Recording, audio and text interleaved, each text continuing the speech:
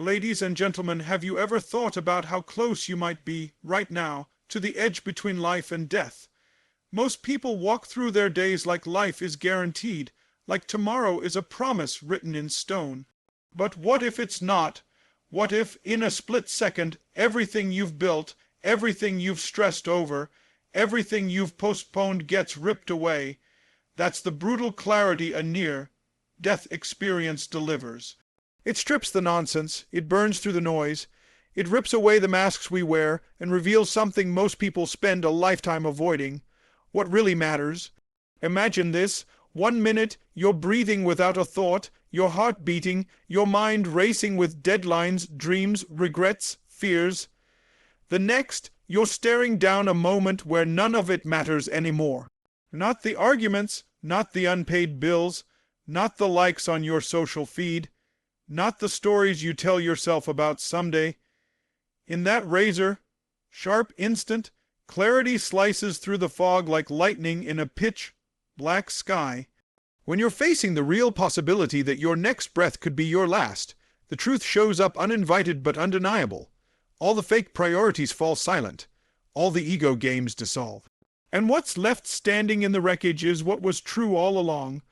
Your relationships, your health, your time, your love, your impact, your moments of connection, your courage to live authentically.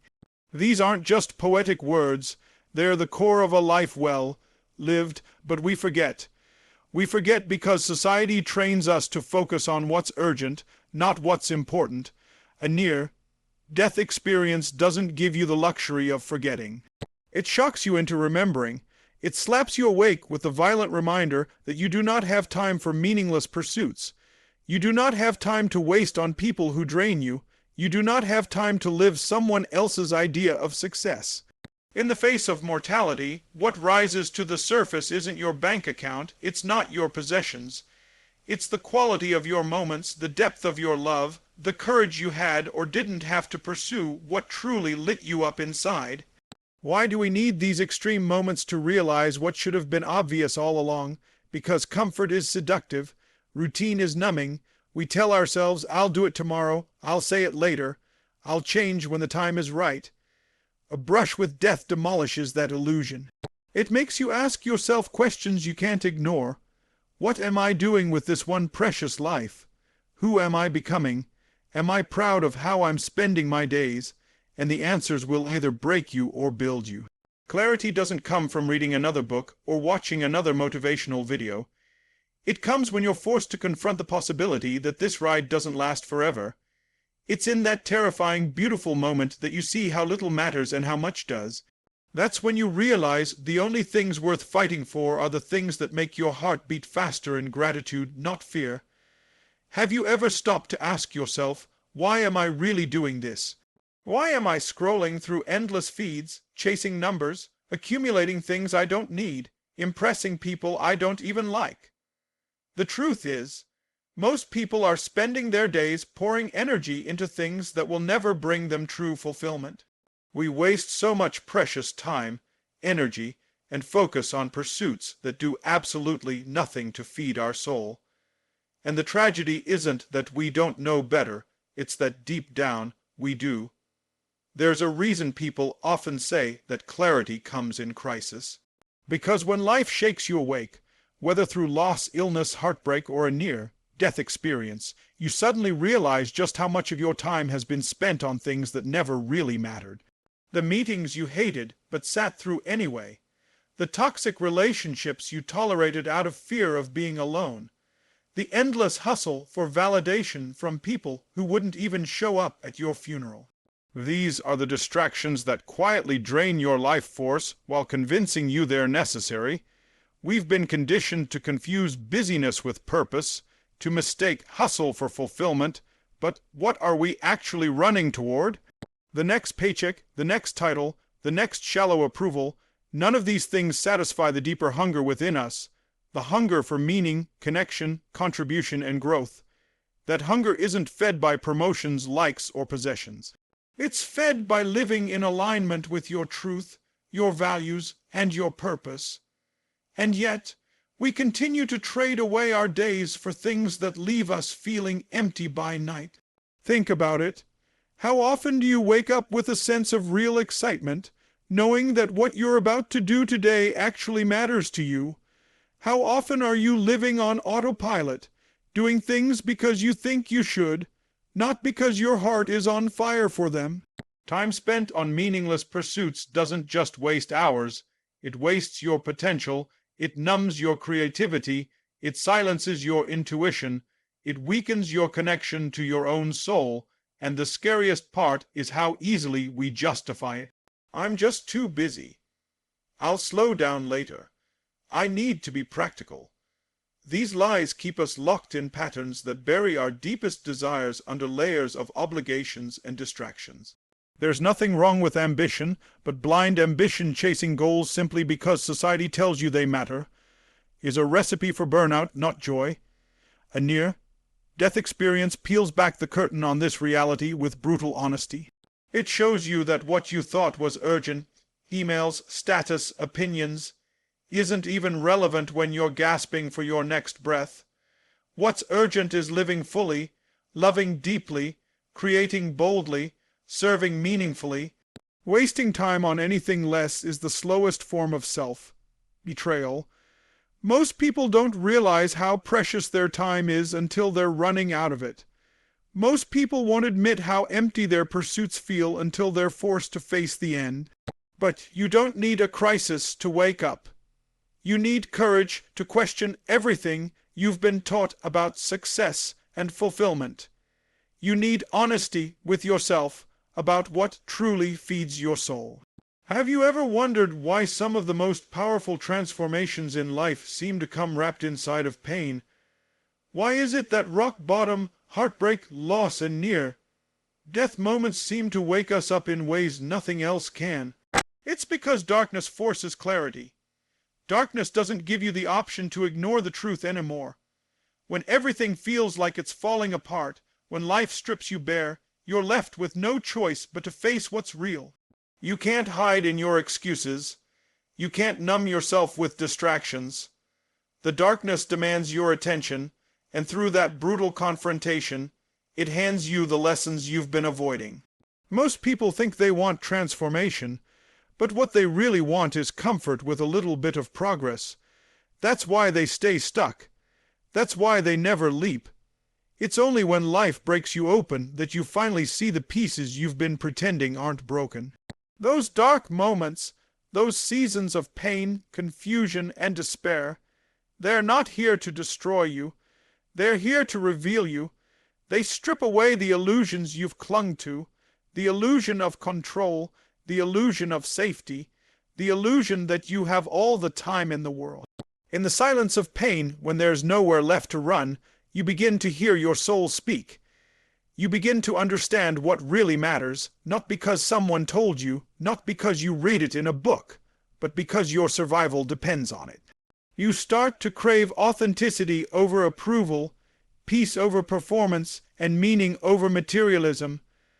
Darkness doesn't just wake you up. It rewires you. It recalibrates your compass toward what's real, what's lasting, and what's worth fighting for. Ask anyone who's been through hell and come out stronger on the other side, and they'll tell you the same thing. They wouldn't trade their darkest moments for anything, because those moments taught them who they really are. Pain teaches you resilience, loss teaches you gratitude, failure teaches you humility, fear teaches you courage. These aren't lessons you can pick up casually. They are earned in the fire, forged through suffering, and revealed in silence when there's nowhere left to hide. It's in the dark where you remember how to listen to yourself, to life, to the whispers of your intuition. It's in the dark where you find out that strength was never something you lacked. It was something you hadn't yet been forced to claim. The most powerful awakenings don't come from comfort zones. They come from moments when comfort has been ripped away, and you're left staring at the raw, unfiltered reality of who you've been and who you need to become. You start to realize that your limits were never real. They were taught to you, programmed into you, reinforced by a world that benefits from your fear. The darkness shows you that your soul is far more expansive than your circumstances, that your heart is deeper than your wounds, and that your purpose is bigger than your past. In the pain, you find permission to break free from the life you thought you had to live. Have you ever wondered why you're still here? Why, despite the moments that could have ended it all, the car accident you barely survived, the illness you overcame, the depression you clawed your way out of, you're still breathing? It's not random, it's not luck, it's not chance. You survived because there's something you're still meant to do. That survival isn't just a fact. It's a message, a calling, a wake-up call to remind you that your story isn't finished yet. Most people take survival for granted. They brush it off, telling themselves it was no big deal, just a coincidence, just good timing. But deep down, there's a whisper that won't go away. You're still here for a reason. That whisper doesn't come from fear or doubt. It comes from your deeper truth, the part of you that knows you've been given another chance, another breath, another day, another opportunity to make it right, to make it meaningful, to make it count. When you come face with the possibility of not being here anymore, something shifts inside you. You begin to see time differently. You begin to see yourself differently. Suddenly, the small things don't matter as much. The grudges, the complaints, the insecurities, they lose their grip. What rises to the surface is the undeniable awareness that your survival is unfinished business, that you have a purpose greater than your problems, that there's work left to do, not just the work you get paid for, but the inner work of becoming who you were meant to be. Think about it. How many people leave this world with their songs still inside them, their gifts unopened, their dreams unfulfilled? You didn't survive that storm just to join them. You didn't get pulled from the edge of disaster just to live a half-life, trapped in fear or stuck in the past. You're still here because life is calling you to rise higher, dig deeper, and show up more fully. The challenges you faced weren't there to break you. They were there to reveal the strength you didn't know you had, to prepare you for what comes next. It's easy to forget this when you get caught up in the routine of daily life. Bills, responsibilities, expectations. The world pulls you into a cycle of survival that feels empty, but real survival, the kind that wakes you up in the middle of the night, grateful just to be breathing, is sacred. It's a gift wrapped in pain and possibility. It's proof that something greater still awaits you, if only you have the courage to claim it. The fact that you're still here means your purpose is unfinished. Your story isn't over. There are people you haven't met yet who need your words, your kindness, your strength. There are dreams inside you waiting to be brought to life. There are lessons you're meant to teach and lessons you're still meant to learn. Your survival is evidence that you've been entrusted with more time, not to waste, not to numb, but to use with intention, with passion, with clarity. Have you ever caught yourself saying, "I'll start tomorrow, I'll change when I'm ready, I'm just waiting for the right time"? The painful truth is that waiting is the slowest form of self-sabotage. Most people think they have time. They convince themselves that there's some distant day on the horizon when the stars will align, the fear will disappear, the money will appear, and they'll finally feel ready to take action. But life doesn't work that way. Change doesn't wait for you to feel comfortable. Breakthroughs don't arrive on your schedule. They show up the moment you decide that waiting is no longer an option. Urgency isn't about panic, it's about priority.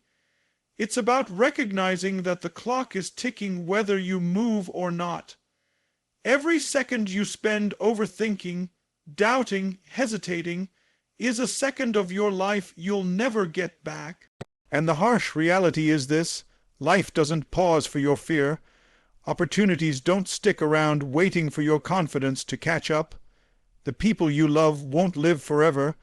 Your energy won't always be as high as it is today. Tomorrow is not promised, and yesterday is already gone. All you truly have is now. Think about how many dreams have died in the waiting room of someday. How many ideas never saw the light because someone told themselves they needed more time. The world is full of graveyards holding untapped potential. Books never written, businesses never started, forgiveness never given, love never expressed. And the saddest part, most of those people didn't run out of talent or opportunity. They ran out of time while waiting for the perfect moment. Real change demands urgency, not panic, not recklessness, urgency. A deep, burning awareness that your life is unfolding right now, and it's moving forward whether you participate or not. Every day you delay, your dreams drift further away. Every excuse you cling to becomes a chain around your potential. Action breaks those chains, even small, imperfect action. Progress isn't born from perfection. It's born from motion. From saying, enough is enough, I start today, right where I am with what I have. People often think they'll get serious when things get worse, but the truth is, things usually don't change unless you change. Waiting for rock bottom is a dangerous game because sometimes rock bottom doesn't come with a second chance.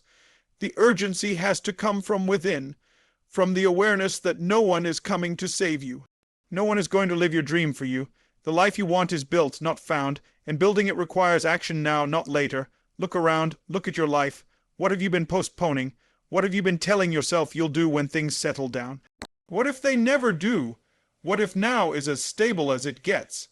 What if this is your invitation to stop waiting, to stop shrinking, to stop doubting, and to start moving with urgency toward the life you keep imagining but haven't dared to create?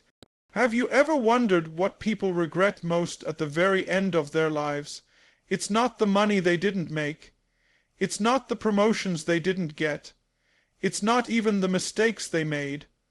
What haunts people in their final moments is the life they never had the courage to live. It's the words they never said, the risks they never took, the love they never gave, and the dreams they left untouched. The greatest tragedy isn't death itself. The greatest tragedy is to reach the end and realize you never truly lived. So many people walk around alive on the outside but dead on the inside. They wake up, go through the motions, do what's expected, and repeat it all over again. They trade their dreams for security. They trade their passion for approval. They trade their authenticity for acceptance, and they tell themselves one day, I'll get around to it. But that day never comes because they're waiting for permission, waiting for guarantees, waiting for some sign that it's safe to be fully alive. There is no safety in waiting. There's only wasted time. An unlived life isn't marked by failure. It's marked by silence. Silence in the moments you should have spoken up. Silence in the moments you should have chosen differently. Silence in the moments you should have said yes to your heart and no to fear. People think they're playing it safe by holding back, by blending in, by not rocking the boat. But what they're really doing is slowly suffocating their spirit. They're living a life that looks fine on the outside but feels empty on the inside. Every time you say no to what lights you up, every time you settle for less than you're capable of, you reinforce a message deep within you, I don't deserve more. Over time, this becomes your reality. Not because it's true, but because you've accepted it. You've convinced yourself that dreams are for other people, that joy is for later, that passion is a luxury, and so you live in half, light half, hearted half, present, waiting for a moment that will never arrive on its own. Look at the people who inspire you, the ones who seem fully alive. They're not fearless. They're not luckier than you. They've simply decided to refuse the slow death of living small. They've chosen risk over regret. They've chosen expression over suppression. They've chosen to show up fully, flaws and all, because they understand this simple truth. A life half lived is a life fully wasted. Ask yourself, if today was your last day, would you be proud of the risks you took? Would you be proud of the love you gave? Would you feel satisfied with the chances you embraced, the truth you spoke, the dreams you chased? Or would you feel the weight of words unsaid, chances unlived, time wasted? The choice is always yours, the clock is always ticking. The unlived life is the greatest thief, and it steals quietly, day by day, breath by breath, while convincing you that you still have time.